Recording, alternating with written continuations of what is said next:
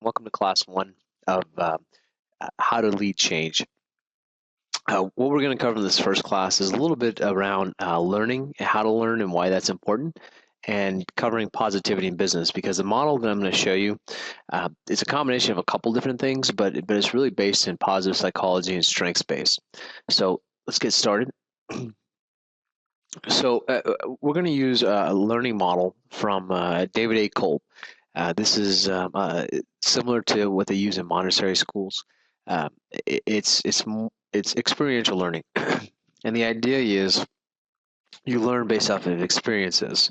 So you go through this cycle of your experiences. You have some reflection. You look at some theory, and then you actually practice some new behaviors or new actions to actually learn. And learning really doesn't happen unless you go through these four phases. And if you look at it, there's a diverging phase and a converging phase. So the diverging phase, you might be like a brainstorming. You're just all over the map. The converging phase is where you're actually focusing and pinpointing down. Okay, I need to do step one, step two, step three, step four, step five. So what does that look like for if you're a student, right? So your experiences might be, during lecture or your own actual experiences, which in our case is you have to pull from your own actual experiences most of the time. And then the next piece is a reflection piece comes into discussions, brainstorming, journaling. We're going to try to stimulate this by using the subreddit Positive Change, where I'm going to post questions and you can have comments and discussion there with each other and with me as well to help stimulate learning. Then we go into specific text or what does a theory say basically about change, and then actual doing something. So hopefully you'll take the initiative and actually try to implement these things. In this environment, there's no way for me to enforce that, so I'll be more than happy to help you walk through these things. But again, it's going to be up to you to actually go out and try to do some of these things to actually learn what we're talking about. Okay. So, like I said, the things I'm going to show you are based in positive psychology, and there are a lot of other ways to get change to happen. But what I wanted to show you is the example of why we use positive psychology. And so we're going to do a little exercise here, and I'm going to walk you through it. Basically, what I'd like you to do is close your eyes and relax for a second and sit up straight in your chair. Okay, I'll give you a second to do that. Okay. So now, as your eyes are closed, what I want you to do is think about a time when you had to work for a boss that you did not like. I mean, they just were not your favorite person. You just couldn't get along with them. You just really hated to come to work every day. Think about how that made you feel. Think about the specific instances of the worst things they did for you or did to you. What was it like? And again, just think about this in your head. Uh, what would you think if you had to work for that person again? How would that make you feel? Okay. Now stop.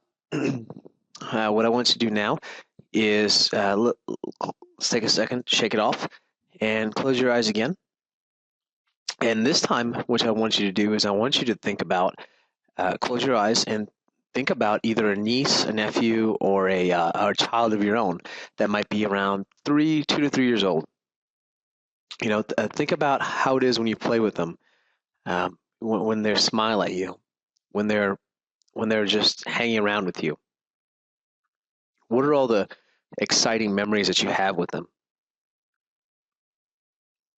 What are some of the most memorable things that they've done?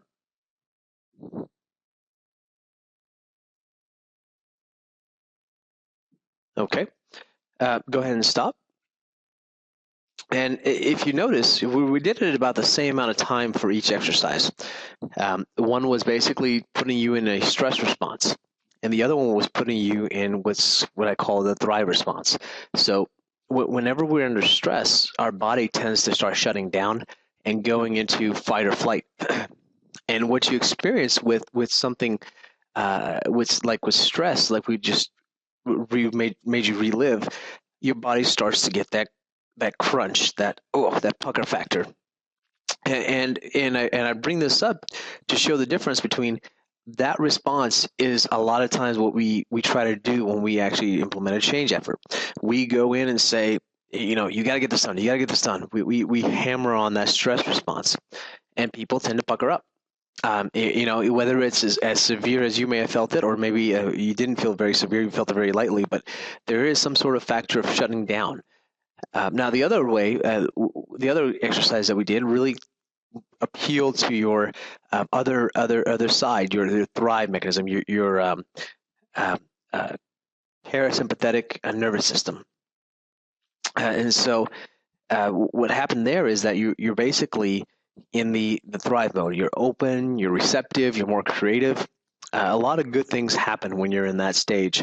And so when you come at change from a positive perspective, you tend to stimulate that pathway much better and more often versus the stress pathway. So that just gives you a little feel for why positivity is important here. Okay. There was some research done by professors Lasada and Heapley. There's some of this is actually your pre-reading, but this is a nice little chart that summarizes your pre-reading. Basically, they did a study of 60 sales teams in IT organization, and the organization categorized them in high, medium, and low performers. And what they found was that the high performers had specific ratios around how they would talk to each other.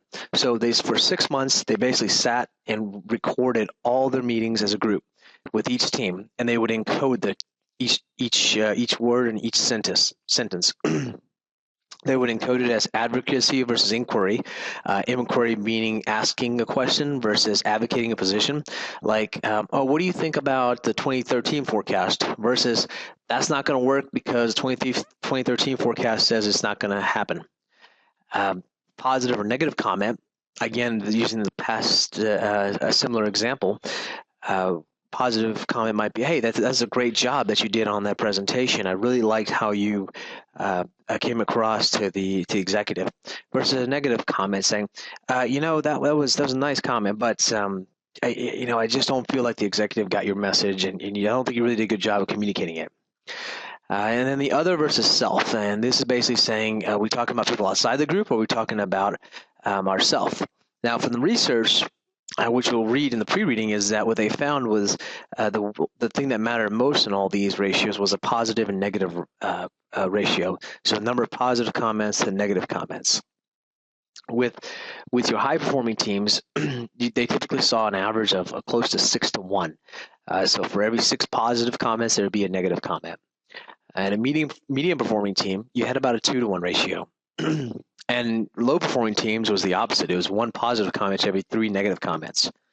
So there's a clear linkage between your language that you use and the framework that you take and how you actually talk to each other, whether it's a change management process or a specific just working in general team setting. Now introduce you to Richard Boyatzis' intentional change theory model. We're going to build off of this model that he has. Richard Boyatzis, for many of you don't know, is a pretty world-renowned professor at Case Western Reserve University. He wrote things such as Resonant Leadership, Becoming a Resonant Leader, and Primal Leadership with Daniel Goleman. He does a lot of work around emotional intelligence. And he's done a lot of work around change, specifically with organizations and individuals.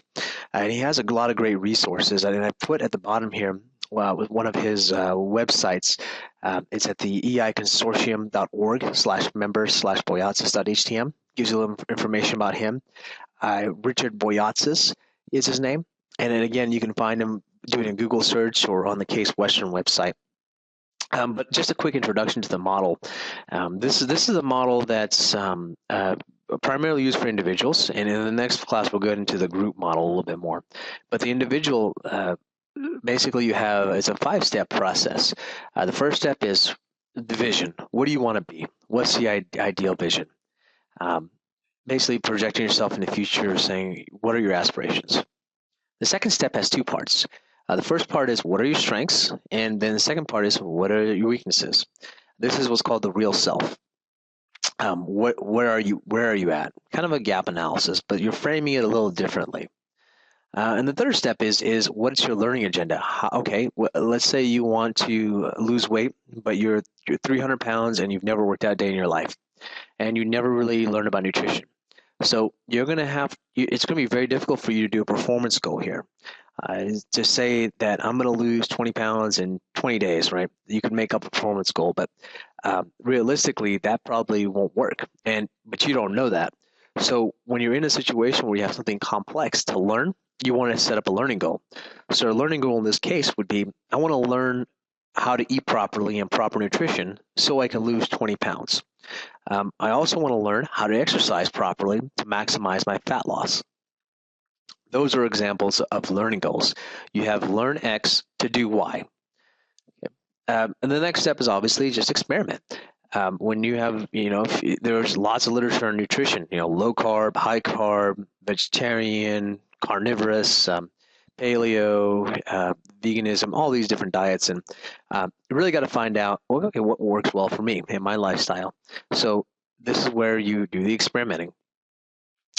Experiment with different types of diets, see what works, see what doesn't. You test for it, test your blood markers, whatever you need. Am I losing weight? Am my clothes fitting better? Those type of things.